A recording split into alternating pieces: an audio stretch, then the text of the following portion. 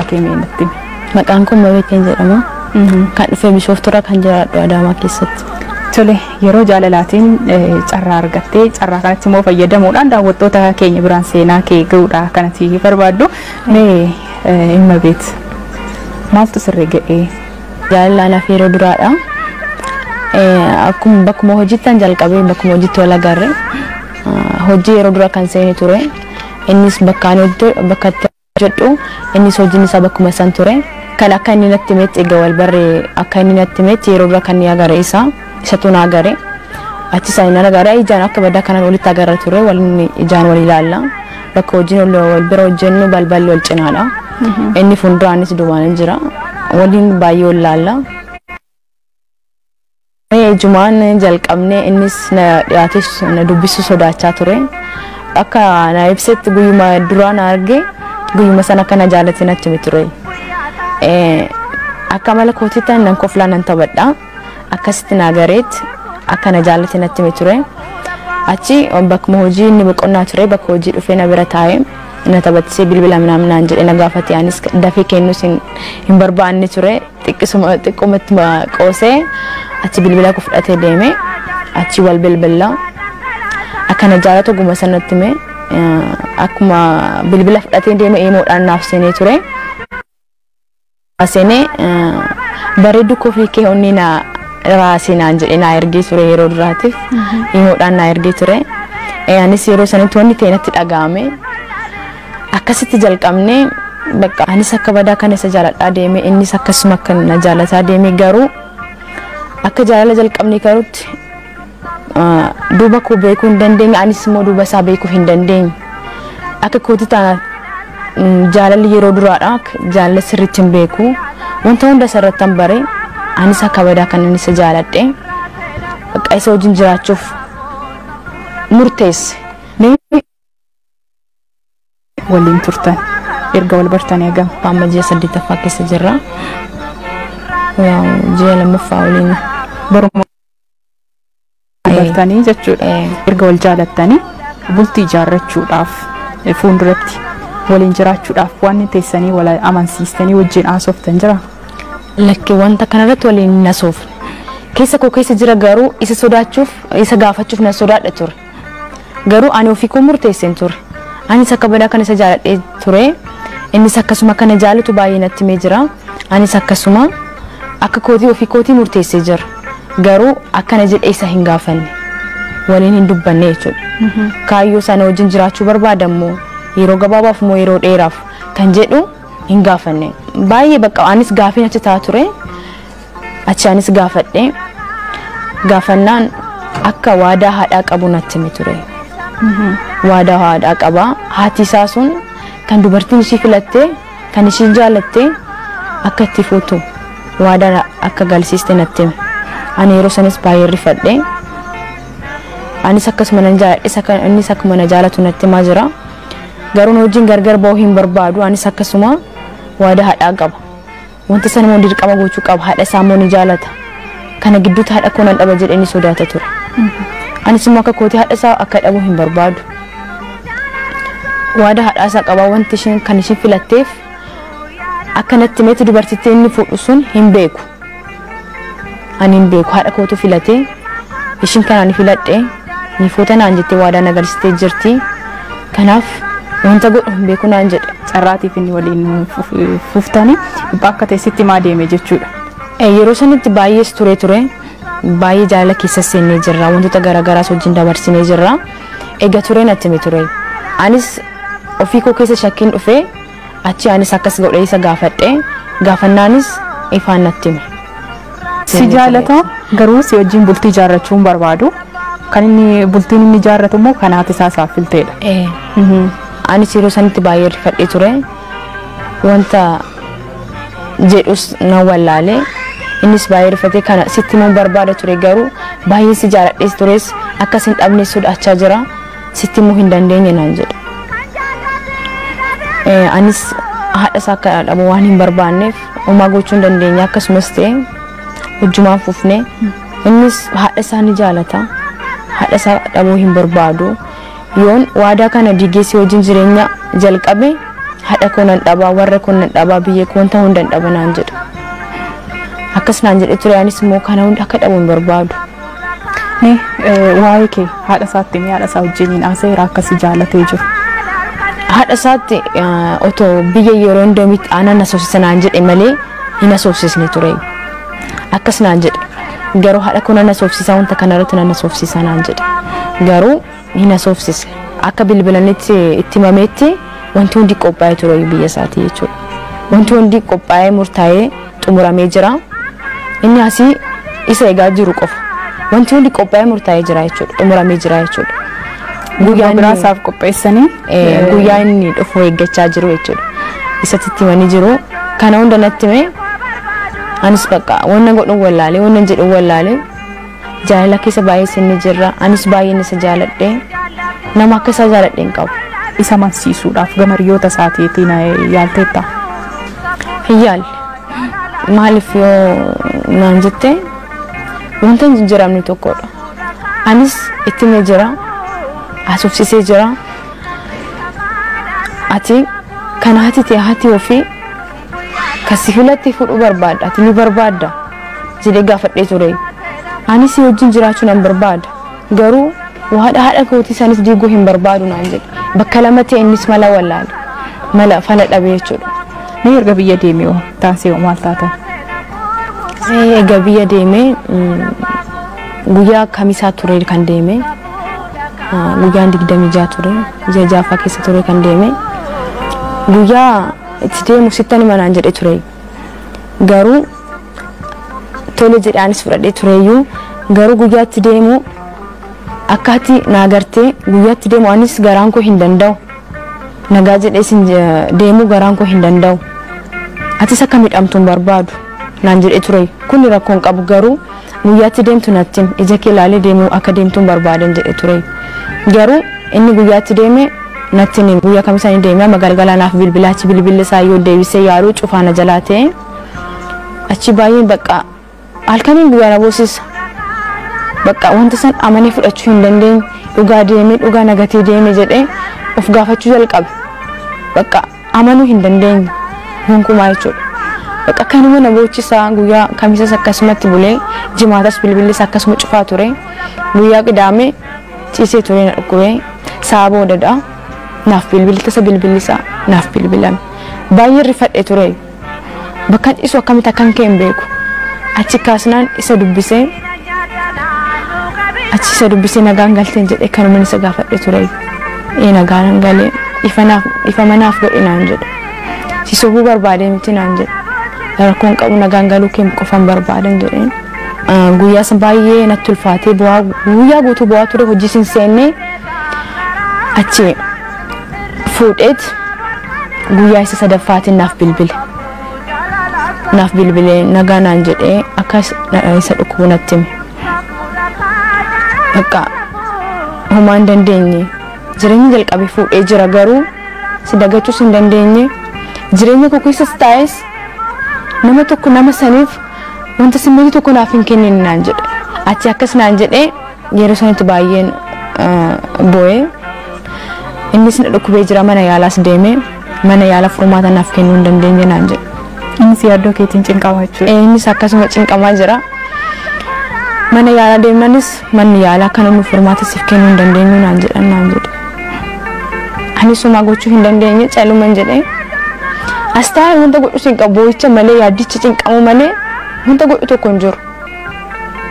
Bakka jireenya kee jalqabdee jirta. Jireenya kee jiraadhu. Ani yoo ta'e sin jaaladhu. Sin dagadhu hin jedhin kan qofan isa jedhe. Innis akkana jaalatu natti hima. Akkana daganni natti hima. Akkasuma bilbila isaaniis dubbisuu hin dandeenye gidduudhaan na cufee guyyuma san bakka akkasis ta'e naaf bilbila. Katamaa deemee ni bula magaalaa jechuudha deemee ni bula naaf bilbila akkana jaalatu natti hima. Jireenya keessa taa'ee akkana jaalatu natti hima. Anis garuu jireenya gaarii akka jiraatu nan barbaadu. Nama akka isaa jaaladhe hin qabu. Waan tokko akka ta'u hin barbaadu. Yoom illee taana. Innis akka jireenya koo jalqabu natti hima. Garuu anis dagadhee jireenya biraa jalqabuu hin dandeenye. akka jireenya biraa jalqabee jireenya koo gaarii akka wanta gaarii irra jiraadhu ni barbaada. Garuu nama akka isaa jaaladhu hin qabu. Nama dhiiraa argu hunda jaalachuu hin dandeenye. Nama akka isaatti jaaladhe waan hin qabaanneef dhiiraa hunda bira nama san nama tokko dhiira biraa hin arge nama san keessa fuula isaatan arga. Gonkumaa isa dagachuu hin dandeenye. Akka ani xiqqoo fi akka boonyi hin barbaadu. Gonkumaa hin barbaadu. Anis akkasuma garuu jireenya isaadhuma jiraataa jiru gammachuun akka jiraatu nan barbaada. Yeroo guyyaa otoo hin deemin dura wal agarreet haadha kee akka dhabduu hin barbaadu. Wanta ishiin siin jette godhe garuu wanta sirraa barbaadu tokko yoo jiraate yoomillee ija koo biraa akka fagaattu hin barbaadu. Ija kee ilaalaa jiraachuu nan barbaadan jedhee kana qofa isarraa gaafadhe ture. Innis tole naan jedhe.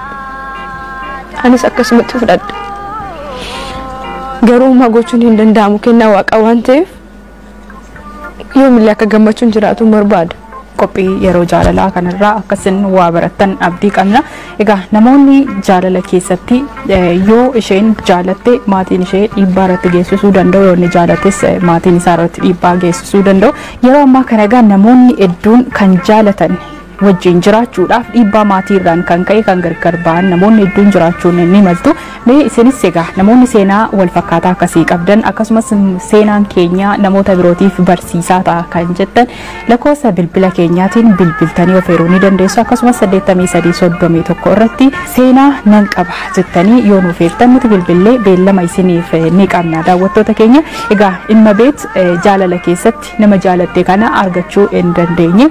Namni ishee jaalate kun immoo waadaa maatii isaatii galmaan ga'uudhaaf nama maatiin isaa isaaf filanitti deemee fuudheetidha kan inni jiru.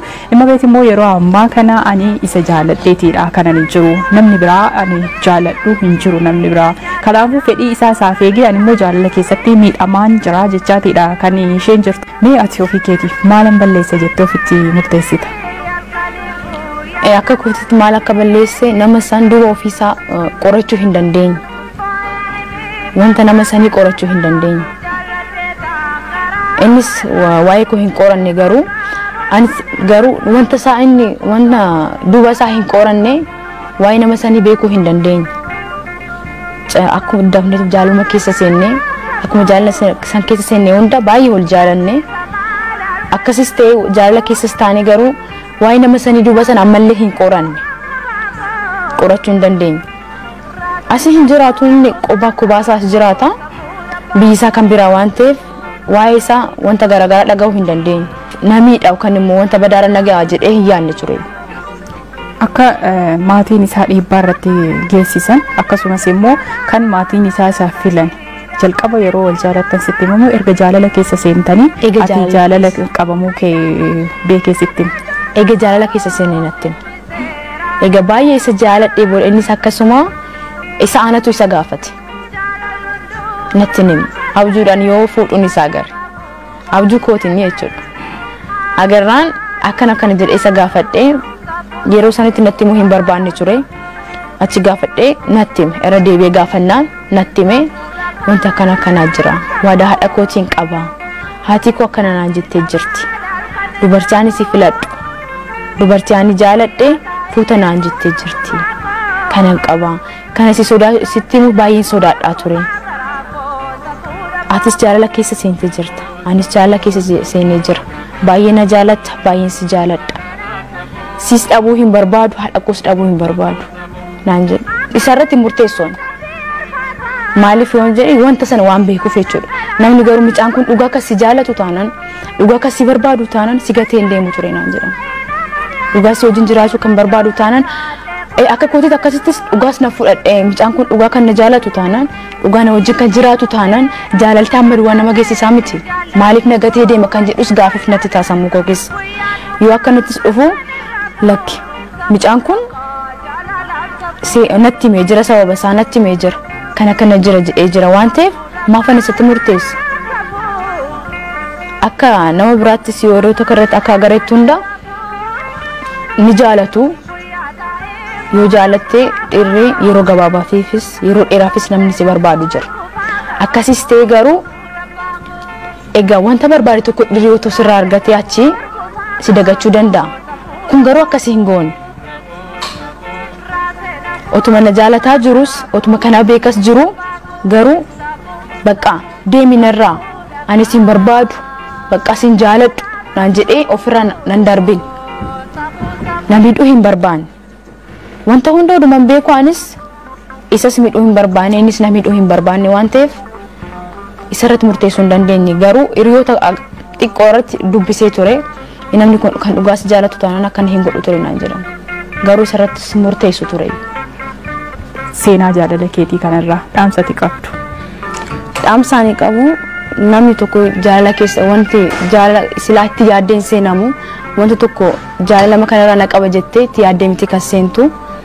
Kanaaf dubartiinis ta'e dhiirris ta'e nama tokko jaalala jalqabamu nama san duuba isaan qorachuu waa'ee nama isaanii beekuu kan warra isaa waa'ee warra isaa duuba isaa san qorachuu beekuu nama isa sirriitti hubachuu namni kun yeroo dheeraaf na barbaada moo yeroo gabaabaaf na barbaada kan jedhu hubachuu otoo jaalala keessa gaseente bahuuf baay'ee ulfaataadha.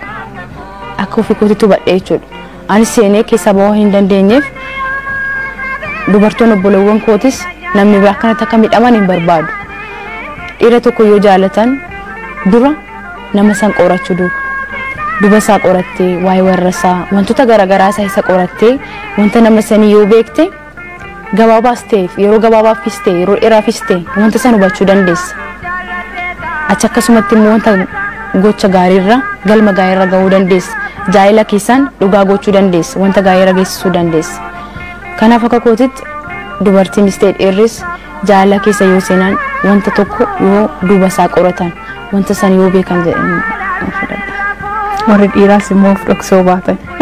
Of dhoksuu baatan yoo sobuu baatan dhiirris ta'e obboleewwan qabu haadha qabu dubartumarraa hubamanii otoo miidhuu baatan dubartootaan otoo miidhamuu baatan maaliif amma namni tokko bakka sana amma dhiirri sunis dubartii obboleettiin isaa bakka sana yoo taate maalitti dhaga'ama yeroo san maal gochuu danda'a maalitti dhaga'ama obboleettiin isaa sun bakka kana keessa yoo jiraatte maalitti dhaga'ama otoo sobuu baatan dubartootas miidhuu baatan jedha. Maatiifoo maal dabarsita? Amma jaalala keetti kan gufuu ta'e akka dubbattutti maatiidha.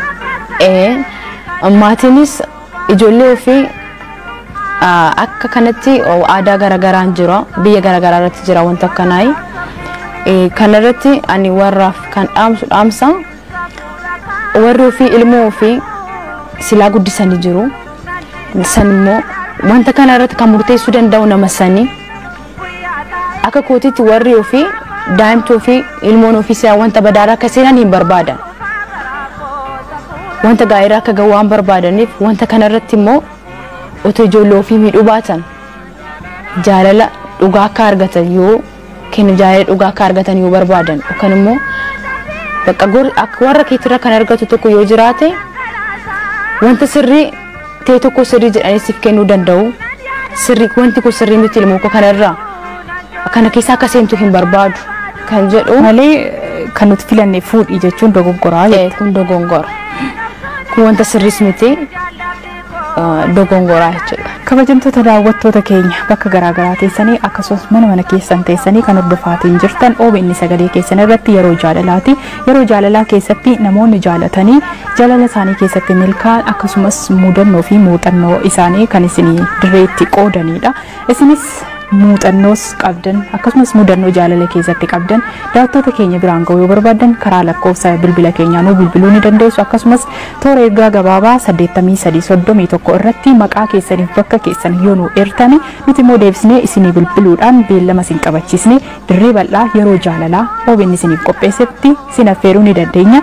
Egaa seenaa Immabeetirraa wanta akka ni barattu jedhee abdiin qaba. Isinis mee waan isinitti dhaga'ame seenaa kanarra waan isinitti dhaga'ame 8331 irratti nu barreessuudhaan dogoggora jiru waan ofii gama keessanii hubattanii fi fala kan jettanis nu barreessuu ni dandeessu. Qophiin yeroo jaalalaa keenya har'aaf qabanne kana fakkaata. Torban immoo yoo nu bilbiltan akkasumas yoo beellama qabattan namoota kan biroof akkasumas seenaa jaalalaa kan birootiin kan wal agarru ta'a. Aga torbanitti nagaa nuuf ta'a. Immabeet atis fedha kee